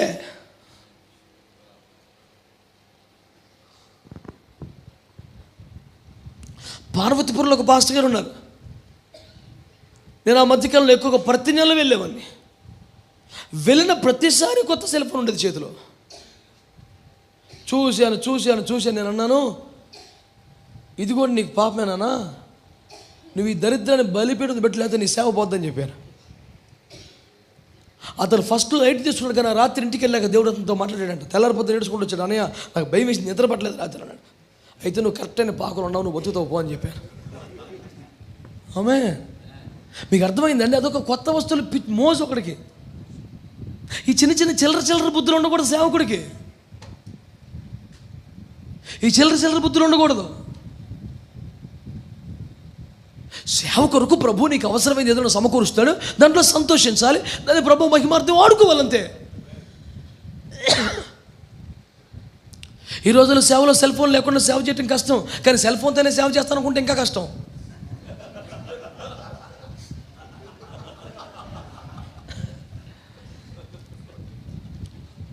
మీరు ఒప్పుకోవాలి. మీరు హర్షిస్తున్నారా, అంగీకరిస్తున్నారా? ఆమేన్, హల్లెలూయా. ఖచ్చితంగా ఈ పూట నుంచే మనలో మార్పు కనిపించాలనా? ఊరక మాట్లాడటం కదా పిచ్చి మాటలన్నీ కూడా. ఒకటే ఛాలెంజ్ ఈ పూట, ఇది ఒక బలిపీఠం. నువ్వు ప్రేమించేది, ఇష్టపడేది పెట్టు అక్కడ, అది నీకు అక్కర్లేదు ఎందుకో. మేము ఒరిస్సాలో ఆదివాసుల మధ్య కొండ ప్రాంతాలకి నడకతో వెళ్ళాల్సిన ప్రాంతాలకు వెళ్ళేటప్పుడు అసంఖ్యాకంగా ఉన్న ప్రజల కోసం అందరికి కొత్త బట్టలు పట్టుకెళ్ళలేం కదా. సేవకులకు మాత్రం కొత్త బట్టలు పట్టుకెళ్ళి కొంచెం వాడిన బట్టల్ని ఆ ప్రజలకు మేము తీసుకెళ్తాం. సంఘంలో ఒకసారి చెబితే బిడ్డలు చాలామంది తెచ్చిచ్చారు. మీరు వాడిన బట్టలు ఏమైనా ఉంటుండే, మేము ఆదివాసీల మధ్యలోకి ప్రజల్లోకి వెళ్తున్నాం, మీరు వాడేసిన బట్టలు ఉంటే ఇవ్వండి, మీరు వాడినవి చిరగకపోతే చాలు అంటే దాదాపు ఇంచుమించు కొత్తవి తెచ్చారు సంఘ బిడ్డలు. ఇంచుమించు రైల్లో సగం పోగి మాయ ఉన్నాయి బట్టలే, మూటలు వచ్చి పడిపోయినాయి బెయిల్ కొద్దీ. టీటీ వచ్చి ఏంటన్నాడు, బాబు వ్యాపారం కాదు, నీకు దండం పెడతాం, మేము సేవకులమే, ఇట్లా పంచి పెడుతున్నామని చెప్పండి. సార్ స్క్వాడ్ వస్తే నీకు చెప్పిన మాట అడిగి చెప్తాం, దేవుని కృప, మరి ఏం చేయమంటావు, లగేజ్ కొడితే కొట్టుకో, ఇది మొక్కుబడికి మరీ బొత్తిగా ఉండకపోతే మీకు ఇబ్బంది అని సరే కొట్టాడు. సంతోషం నాయన, అన్ని పట్టుకెళ్ళి పంచిపెట్టాం. నేను అడిగే మాట ఏంటంటే, అట్లా నువ్వు వాడేసింది తీసుకొచ్చి పెడితే దాన్ని సమర్పణ అనరు, దాన్ని ధర్మం, దాన్ని ముష్టి అంటారు, అంతవరకే. పోని మహా కాస్ట్లీగా మాట్లాడదాం, దాతృత్వము ఓకే, కానీ సమర్పణ అనరు. సమర్పణ అంటే నువ్వు ఇష్టమైంది ప్రేమించేది పెట్టాలా, దాని పేరు సమర్పణ. ఆమేన్. అది అబ్రహాము సమర్పణ. అంటే నీకు ఏది ఇష్టమో దాన్ని బలిపీఠం మీద పెడితేనే అబ్రహాము సమర్పణ. నెక్స్ట్ ఇది మోషే సమర్పణ. ఏంటి మోషే సమర్పణ? మోషే పెద్దవాడైనప్పుడు, చెప్పండి కంటతాగా, ఐగుప్తు ధనము కంటే క్రీస్తు విషయమైన నింద గొప్ప భాగ్యమని, అల్పకాల పాప భోగం అనుభవించడం కంటే దేవుని ప్రజలతో శ్రమ అనుభవించిన మేలని, ఐగుప్తు కుమార్తె కుమారుని అనిపించుకోవడానికి ఇష్టపడదు, ఏలైనగా ప్రతిఫలం కలగబో బహుమానం దృష్టి పొందెను. దేవునికి స్తోత్రం. మానేశారు బైబిల్ చదవటం. సండే స్కూల్లో మీకు రుజువిస్తాను నేను. దుష్టుని ఆలోచన చొప్పున యెహోవానా, దేవుడు లోకముని ఎంతో, ఇవన్నీ ఎందుకు గుర్తున్నాయి మీకు? సండే స్కూల్లో అప్పుడు ఇవి అయ్యే ఇప్పటికీ గుర్తున్నాయి. తర్వాత ఎందుకు రావట్లేదు మీకు? కంటతా పడతాం, అప్పుడే మానేశారు కాబట్టి. సండే స్కూల్ వచ్చేలా మాత్రం గుర్తుండే, ఆజ్ఞ అతిక్రమమే అది నాకు తెలుసుగా. ఇవన్నీ అప్పుడివి. ఇప్పుడు ఆ తర్వాత ఉపదేశానికి సంబంధించిన గుర్తుండవు, ఎందుకని ఇప్పుడు కంటతా పట్టం. ఇప్పుడు మనం ఏంటంటే, ఓహో ఈ రేంజ్కి వచ్చాం. ఇప్పుడు మనం రేంజ్ పెరిగింది, వాక్యం పోయింది. దేవుని కృపలో నాకు ఇప్పటికి అదే బుద్ధి ఉంది కాబట్టి నేను చెప్తాను, ఓపిక లెక్కేసుకో, స్తోత్రం చెప్పు. హల్లెలూయా, ఆమేన్, హల్లెలూయా. నా మాట మీకు అర్థమవుతుందా? ఏం పెట్టాలండి? ఇప్పుడు మోషేకి అవకాశం లేక తిప్పలు పడ్డాడు, అవకాశం ఉందంటారా? పరిశుద్ధత అనండి ఒకసారి. పరిశుద్ధత అంటే ఏంటి? పాపం చేయకపోవటం కాదు, పాపం చేసే అవకాశం వచ్చినా చేయకపోవటం, అది పరిశుద్ధం. అసలు నీకు పాపం చేసే అవకాశమే లేకపోతే నువ్వు పరిశుద్ధుడు ఏంటి? ఇంకా ఓ గుడ్డోడికి సన్మానం చేశారంట, వాడికి అర్థం కాలేదు. ఏంటి సార్ సమర్పణ, ఏంటి ఈ సన్మానం ఏంటి అన్నాడు. ఈ సన్మానం ఏంటంటే వాడు అన్నారంట, నీ దగ్గర దొంగ బుద్ధి లేదని రుజువు అయింది, అందుకే నీకు సన్మానం చేసామన్నారట. నా దగ్గర దొంగ బుద్ధి లేదు, మీకు ఎట్లా రుజువు అయింది అన్నాడంట. నేను నువ్వు భోజనం చేసావు, చేశాను, నీ ప్లేట్ దగ్గర ఇంత బంగారు బొంగరం పెట్టావు. మరి అమ్మక నిన్న చెప్పొచ్చుగా.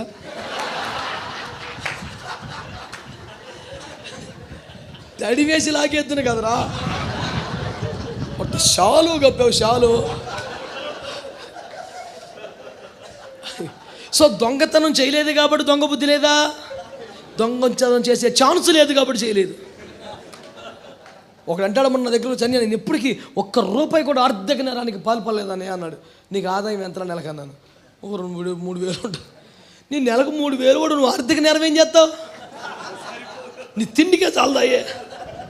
నేను నెలకు ఒక 3 లక్షలు 4 లక్షలు ఇచ్చి 1 రూపాయి తప్పు చేయలేదంటే అప్పుడు నమ్మాలి. ఇంతకని ఎక్కువ వివరాలు అడగండి. దేవునికి స్తోత్రం చెప్ప. హల్లెలూయా. గుర్తుపెట్టుకో, మోషేకి రాజుగా ఉండే ఛాన్సులు, యువరాజుగా భోగం వెలబెట్టే అవకాశాలు, పల్లకి మీద మోయబడే ఛాన్సులు, ఐగుప్తు వైభోగాలు అనిపించే అవకాశాలు పుష్కలంగా సజీవంగా ఉన్న వద్దనుకున్నాడు, ఇష్టపడలేదు. ఆమేన్. అల్పకాల పాప భోగం అనుభవించడం కంటే దేవుని ప్రజలతో శ్రమ అనుభవించడం మేలు. ఐగుప్తు ధనము కంటే క్రీస్తు విషయమైన నింద, ధనమా నింద, ధనమా నింద, నిందే కావాలి నాకు. ఎవడు కష్టాలు కోరుకోగలడు కానీ నిందలను కోరుకోలేరు సార్ ఎవరో. అన్నం లేకుండా 50 రోజులు పడి ఉండగలం, కానీ నిందతో 50 నిమిషాలు ఉండలేం. బాధ వచ్చేస్తుంది. ఇంత జాగ్రత్తగా బతికానే, ఇంత కష్టపడి బతికానే, ఇంత పవిత్రంగా బతికానే, ఎంత మాట అనేసారయ్యా, తట్టుకోలేవు. నాకు కూడా సరే అలాంటి పరిస్థితి వచ్చింది. ఒక సేవకు వచ్చిన కొత్తలో సేవకునయ్యుండి కూడా ఆత్మహత్య చేసుకునే ప్రయత్నం చేశాను నేను. అంత మాట అన్నారు నన్ను. ఆత్మహత్య ఎంత పాపం, నరకానికి వెళ్ళిపోవాలి. ఇంకా అది కూడా నాకు పనిచేయలేదు. చిచ్చి నేను బతకలేను. రిజర్వేర్లోకి వెళ్ళి అందులో దొక్కిపోయాను. ఎవరు ఇట్లా పట్టి నన్ను బయట తీసుకుని చూస్తే వెనకాల ఎవరు లేరు. ఇది ప్రాణం మీద తీపి పనికి మళ్ళీ ఆశ అంతే ఏం లేదు అని మళ్ళీ దూకా, మళ్ళీ లాక్కొచ్చా. అప్పుడు ప్రభు యొక్క సంపూర్ణ ప్రత్యక్షత నా జీవితంలో నేను చూశాను. ప్రభు కాలు పట్టుకుని ఏడ్చాను. నన్ను క్షమించు ప్రభు అన్నాను. ఏంట్రని ప్రభు అంటే, ప్రభుతో నేను చెప్పాను, అయ్యా ఇంత మాట నేను తట్టుకోలేకపోతున్నా, నా వల్ల కాదు ప్రభా. నీ కొరకు నేను ఇన్ని వ్యాధులు భరించలేదా, ఇంత పేదరికం భరించలేదా, నీళ్లు తాగి సంవత్సరం బతకలేదా, నేను వారానికి 5 రోజులు చొప్పున, కానీ ఇది మాత్రం నా వల్ల కాదు ప్రభు అంటే, నాతో ప్రభు అన్న మాట మీకు చెప్పనా ప్రభు అన్నమాట, నువ్వు సిద్ధపడినా నువ్వు కోరుకున్న శ్రమ వస్తే అది శ్రమే కాదు అన్నాడు. పిచ్చెక్కిపోయింది. నువ్వు సిద్ధపడిందే వస్తే, ఎదురు చూసిందే వస్తే అసలు శ్రమ కాదు అది. నువ్వు ఏది ఊహించవో, ఏది భరించలేవో అది వస్తే అది శ్రమ. శరీరము కుల్లి కృషించినా, నువ్వు చిన్నప్పటి నుంచి పాడుతున్నావు, అది వస్తే నీకు ప్రిపేర్డ్గా ఉన్నావు. నువ్వు ఒక వ్యాధి వచ్చావు, నువ్వు ప్రభుని మహింపరుస్తావు అందులో, ఎందుకంటే నువ్వు సిద్ధపరిచింది అది. కానీ ఒక నింద నీ క్యారెక్టర్ మీద అంత మచ్చేసేస్తే,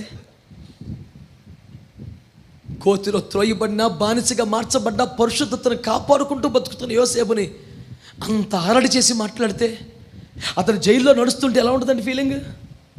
ఖైదీలంతా రేయ్ నువ్వేం చేసి వచ్చావురా, నువ్వేం చేసి వచ్చావు రేయ్ అని పక్క ఖైదీ అడుగుతుంటే మౌనంగా కన్నీళ్ళతో వెళ్ళిపోతుంటే పక్కనోడు చెప్తాడు, ఇన్ని కొంపలు అంట్లు దొంగతో పెట్టుకుంటే యజమానుల మీద కన్నేసాడు దుర్మార్గుడు. వాడికేం తెలుసు, నమ్మాలిగా. ఎంత దుఃఖం అండి. ఇంకొక 4 దెబ్బలు కొట్టు పర్లేదండి, ఇంకొక కొరడుతో కొట్టు పర్లేదండి. జైల్లో వెళ్తూ ఉంటే రే ఏం చేసి వచ్చావు నువ్వు, పక్కన ఆడు వ్యభిచార కేసులో వచ్చాడు. ఎంత నలిగిపోవాలి సార్. ఒక నిందను భరించడం చాలా కష్టం అండి.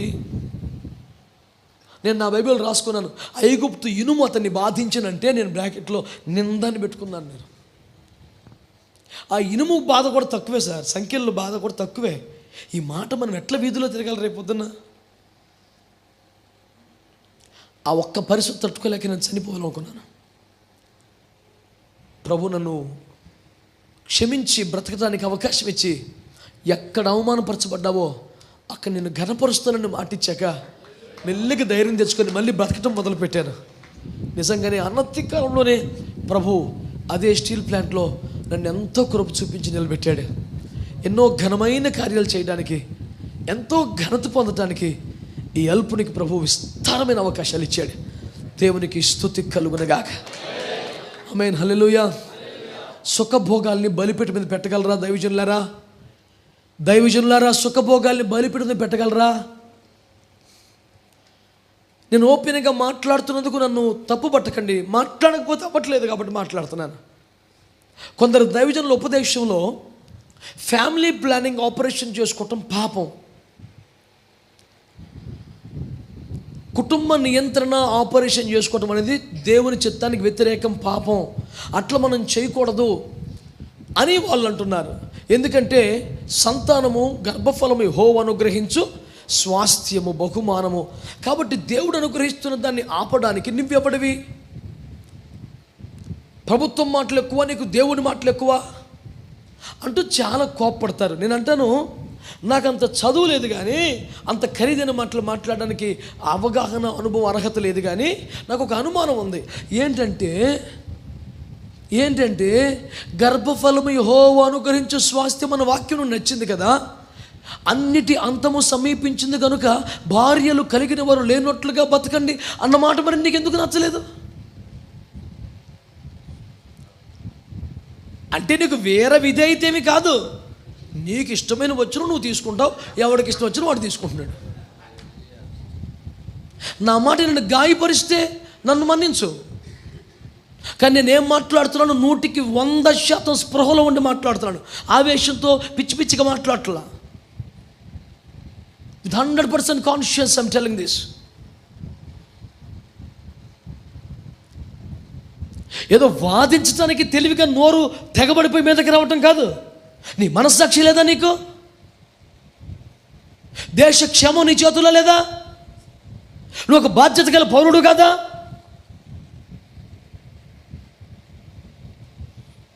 కొన్ని వింత విపరీత పోకడ చేస్తే అలాగైతే మనం ఈ లోకంలో నుండి వెళ్ళిపోవలసి వస్తుందని యేసయ్య. అంత వింతగా ప్రవర్తించొద్దు, కుదురుగా ప్రవర్తించమనే కదా.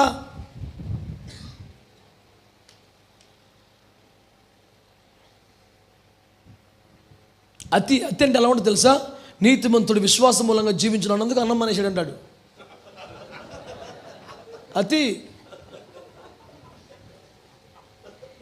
వద్దు.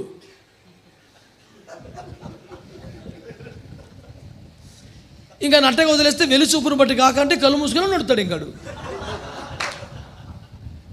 వాక్యాన్ని సరిగ్గా అప్లై చేసుకుంటూ నేర్చుకోవాలి. దైనందిన జీవితానికి సరిగ్గా అన్వయించుకోవాలి. నువ్వు పెద్ద తెలివైన వాడిగా భావించి అన్ని జనుల మధ్యలో నవ్వుల పాలయ్యే భక్తి చేయొద్దని మనవి చేస్తున్నాను నేను. ఒక దైవజనుడు నాకు అసలు రేషన్ కార్డు వద్దంటాడు, నాకు ఓటర్ కార్డు వద్దంటాడు, నాకు ఆధార్ కార్డు వద్దంటాడు, నాకు బ్యాంకు బుక్ వద్దంటాడు, మళ్ళీ అన్నీ తెచ్చాడు. అవసరమా? ఇప్పుడు నువ్వు వద్దన్నావు సరే, దాని మీద ప్రసంగం ఎందుకు వెళ్ళిపోని? సరే నీకు ఇంట్రెస్ట్ అయితే మానేయి. దాని మీద ఒక ప్రసంగం అవసరమా? దానికి ఒక రెఫరెన్స్ అని ఉంటుందా? ఉండదు.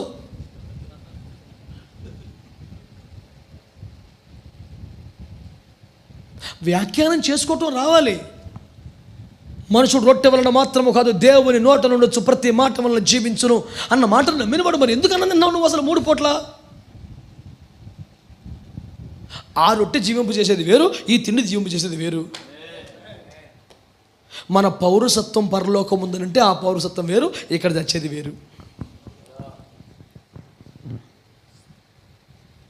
నాకు ఈ లోక సంబంధం ఏమీ ఎక్కడదన్నప్పుడు మరి రైలు ఎక్కడం ఎందుకు? కళ్ళు మూసుకో. నేను హైదరాబాద్ అనగా హైదరాబాద్లో తేలాలి. నువ్వు too much is good for nothing. అతి సర్వత్రా వర్జయేత్. వద్దు. ప్రభు నామానికి సమాజంలో గౌరవం తెచ్చేలాగా మనం బ్రతకాలి. వ్యర్థావేశాలు మంచివి కాదు. ఎలీషా సమర్పణ ఎన్నో మాట. ఎలీషా సమర్పణ ఏంటి? జీవనాధారాలు బలిపీఠం మీద పెట్టాలి. ఎలీషాను గాల్లో ఎగురుతున్నారు, ఎక్కడ ఆధారపడలేదు.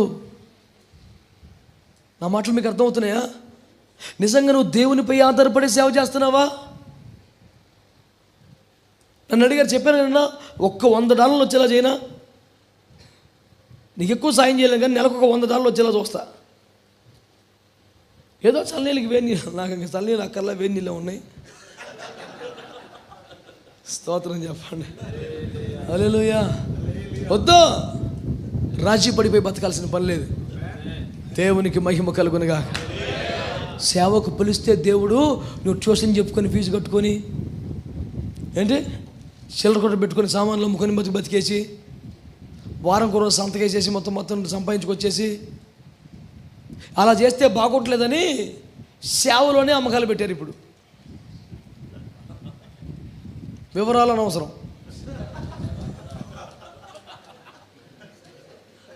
అర్థమైందిగా? వద్దు, వ్యాపారం రాకూడదు మనకి, వద్దు. ఇట్లాంటి పిచ్చి పని చేయొద్దు. మనం జీవనాధారాలు చంపేసి అంటే రేపు పొద్దున్న సేవలో జరుగుబాటు లేకపోతే మళ్ళీ వచ్చి నాగలు దున్నుకునే సోర్స్ ఉండకూడదు అనమాట. బండి ఎట్లు కట్టుకునే అవకాశం ఉండకూడదు అనమాట. అది ఉంటే సజీవంగా ఏం చేస్తే పిల్లల ఫీజు కట్టాలి, ఏం చేయాలి? సరేలే ఏం చేస్తాం, ఒక వారం 4 గంటతే వస్తుందిలే, బండి కడితే వచ్చింది అనిపిస్తుంది. ఆ సోర్సు లేకుండా దాన్ని చంపేసి సేవకు వచ్చాడు. ఇప్పుడు సేవలు జరుగుబాటు లేకపోతే చచ్చిపోవడమే సేవలేక, మళ్ళీ వెనక్కి వెళ్తాం లేదేక, నేను తగినట్టు వచ్చేసేజంగా. సేవ క్రమాలవి. నువ్వు మహిమగల దేవుని సేవకు పిలువబడితే నువ్వు ఒక విశ్వాసిగా ఉంటానంటే నీకు ఇన్ని చెప్పను నేను. నువ్వు ఒక సేవకుడు కాబట్టి చెప్తున్నాను నేను.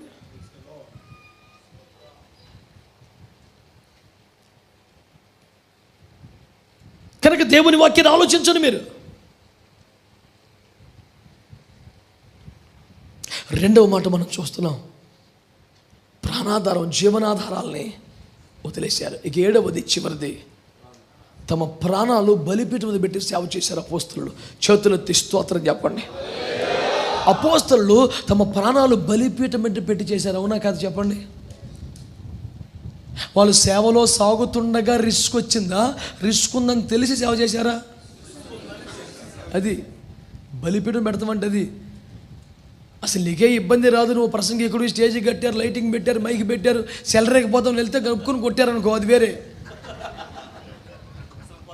అసలు సావు శత కొడతారని తెలిసి వెళ్ళామనుకో, అది సమర్పణ.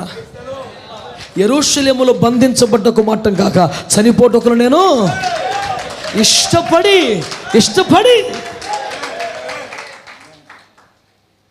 అది కదా సమర్పణ అంటే. అపోస్తలులు ఎవరు అలా చేశారు? అందరూ. ఎవరు తమ ప్రాణాన్ని ప్రేమించారు? అసలు బైబిల్లో ఆ మాట నాకు ఎంత ఇష్టం తెలుసా? ప్రకటన గ్రంథంలో 12లో మరణం వరకు వారు తమ ప్రాణములను ప్రేమించిన వారు కాదు. 12:9 ఎంత చక్కని మాట. మరణం వరకు తమ ప్రాణాలు ప్రేమించదు. ఎప్పుడు ప్రేమించారు మరి? ఆ మాట ఎంత ఇష్టం నాకు. అది మరణం వరకు తమ ప్రాణాలు ప్రేమించలేదంట. చిత్రం తెలుసా? సేవలో ఒక విచిత్రమైన అనుభవం చెప్పనా? సేవకుడు తన ప్రాణాన్ని తాను ప్రేమించకూడదట, కానీ ప్రతి ఆత్మ ప్రాణాన్ని విలువైంది ఎంచాలంట. ఏమి చెప్తున్నాం సార్ ఇది? మనకేమో కుటుంబ భారాలు, ఆ భారాలు, ఈ భారాలు, ఏమండి ఆర్థిక భారాలు, గ్రామ భారాలు. కొంతమంది పాస్టర్లు ఉంటారు, ఊర్లో ఎవడికి బాగోపోయినా హాస్పిటల్కి ఇడే తీసుకెళ్ళాలి. అదొక మినిస్ట్రీ. మరి అది మహిమగల సేవ, సోషల్ సర్వీస్ నాకు అర్థమవుతుంది. అంటే ఎవరైనా బాధలో ఉంటే ఆదరించొద్దని నేను చెప్పట్లా, నీకు అదే మినిస్ట్రీ అయిపోతేట.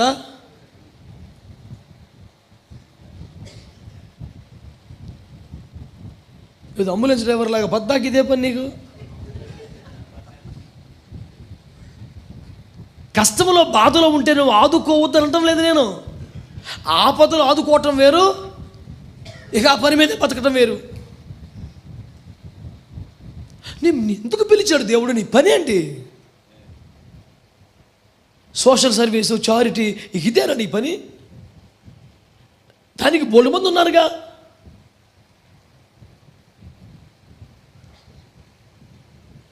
ఒక ఆత్మను రక్షించే మహిమగల సేవ కొరకు దేవుడు నేను పిలిచాడుగా.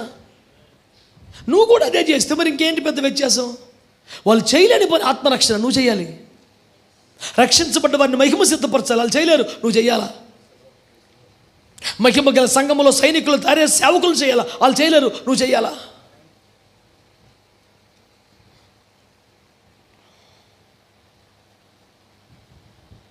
వాళ్ళు చేసేది నువ్వు చేస్తే ఇంకా ప్రత్యేకత ఏముందండి? 7 రకాల సమర్పణలు మీకు చెప్తున్నాను నేను. 1 నాన్న చెప్పండి, 2 శరీరం, 3 స్తుతియాగం, 4 ప్రేమించిన వాడిని అబ్రహాము సమర్పణ, 5 మోషే సమర్పణ, 6 జీవనాధారాలు వదిలి సేవ చేయటం. 7,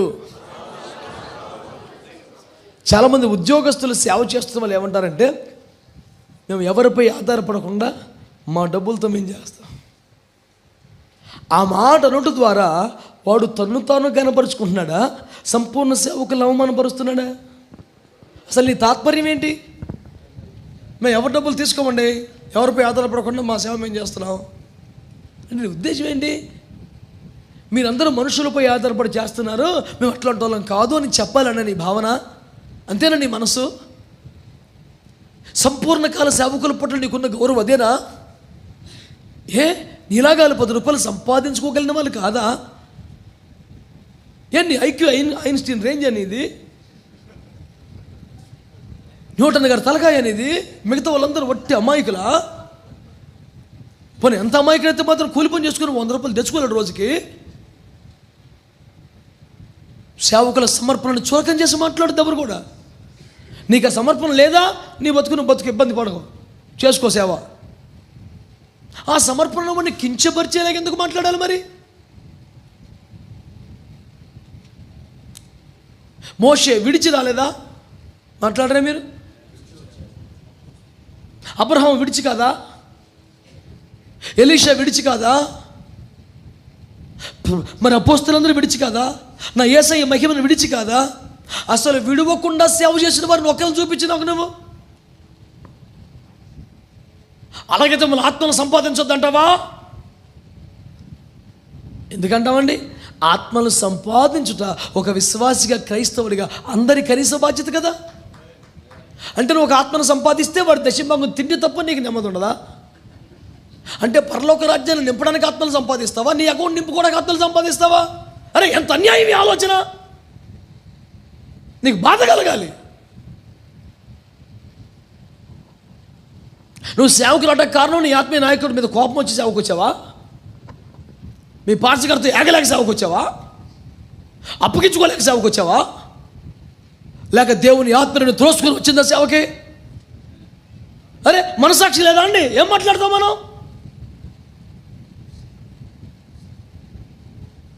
నువ్వు నాలాంటి ఓడించేయగలవు తెలివితేటలతో, కానీ నీ మనస్సాక్షిని చంపుకోలేవు. ఎందుకంత మోసం చేసి బతకాలి?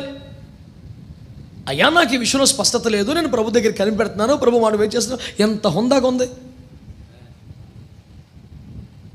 ఆ మాత్రం దానికి ఎదుటి వ్యక్తిని గాయపరిచే మాటలు మాట్లాడడం ఎందుకు నీకు అవసరం? బలిపీఠము అనగా సమర్పణ. 7 సమర్పణలు మీ ముందు పెట్టాను నేను. 1 మనస్సు, 2 శరీరం, 3 నోరు, 4 ప్రేమ గలవి, 5వది సుఖభోగాలు, 6వది నీ ఆధారములు, 7వది నీ ప్రాణం. సంపూర్ణ సమర్పణ అంటే అది. ఇప్పుడు చెప్పు, బలిపీఠము దగ్గర పాస్ అయ్యేవా నువ్వు? అట్లయితే నెక్స్ట్ చెప్పుకెళ్ళాలి మనం. సమర్పణ దగ్గరే ఫెయిల్ అయిపోతుంటే సేవ, సమర్పణలోనే విఫలమైపోతుంటే సేవ, మొదటి అడిగే నువ్వు కుప్పకూలిపోతే, ఎక్కడో అతి పరిశుద్ధ స్థలములో కరుణాపీఠం మీద కూర్చున్న దేవుడు నిన్ను కలుసుకుంటూ ఎదురు చూస్తున్నాడు. నీ కొరకు మహిమను సిద్ధం చేసి ఉంచాడు. నీ కొరకు శ్రేష్టమైన అనుభవాలు ఎన్నో లోపల పరిశుద్ధతలు ఎదురు చూస్తున్నాయి.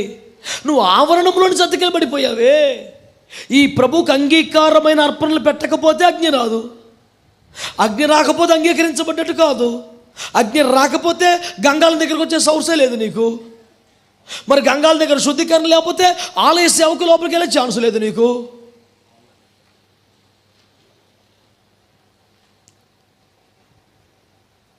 అసలు నీకు ఓపెనింగే లేదయ్యే.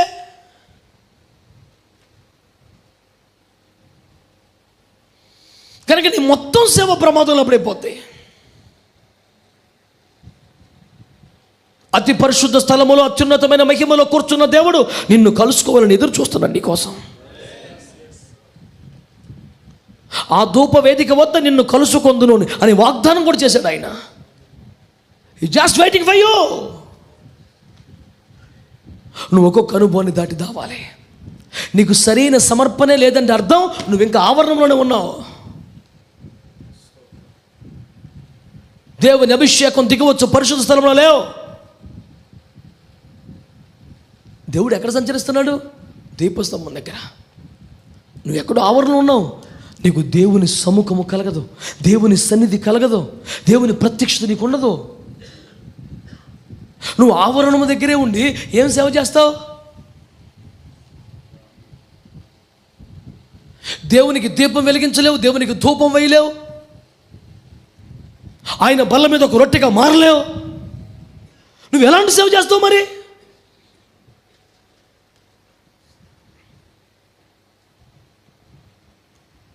ఈ 7 అనుభవాల్లో మొదటి అనుభవం మీకు జ్ఞాపకం చేస్తున్నాను నేను. బలిపీఠం.